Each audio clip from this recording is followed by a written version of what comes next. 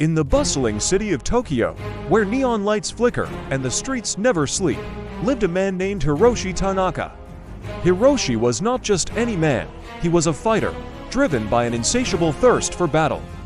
His dream was to become the greatest karateka the world had ever seen. From a young age, Hiroshi was captivated by the art of karate. He would spend hours in his room, mimicking the moves he saw in old martial arts films. As he grew older, his passion only intensified. He enrolled in a local dojo, where he quickly rose through the ranks, earning his black belt by the age of 18. But for Hiroshi, mastering karate was not enough. He wanted to test his skills against the best fighters in the world. He began traveling across Japan, entering underground tournaments where rules were scarce and the fights brutal.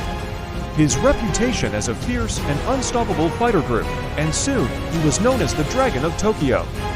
One day, while training in a secluded forest, Hiroshi received a mysterious invitation. It was an invite to the most prestigious and dangerous karate tournament in the world, known as the Kumite. Held once every 10 years, the Kumite brought together the greatest fighters from all corners of the globe. The winner was promised glory and a place in the annals of martial arts history.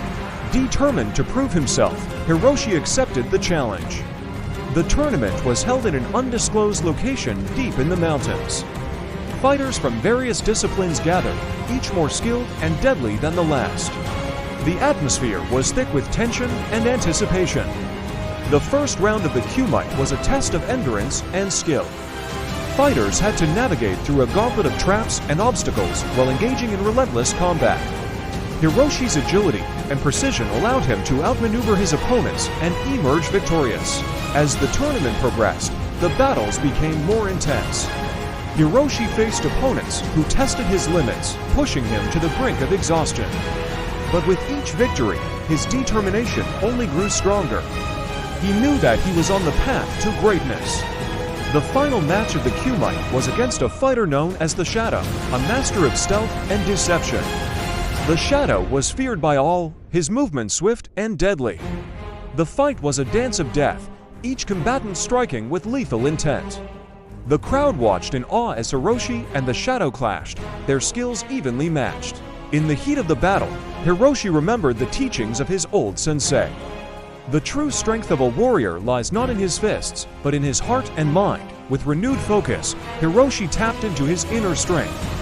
He anticipated the Shadow's moves and countered with a series of precise strikes. With a final, powerful kick, Hiroshi sent the Shadow crashing to the ground. The arena erupted in cheers as Hiroshi was declared the champion of the Kumite. He stood tall, his chest heaving with exhaustion and pride. Hiroshi Tanaka had achieved his dream. He had proven himself as the greatest karateka in the world. But more importantly, he had discovered the true essence of martial arts, honor, discipline, and the unyielding spirit of a warrior. As he left the mountains and returned to Tokyo, Hiroshi knew that his journey was far from over. There would always be new challenges, new battles to fight.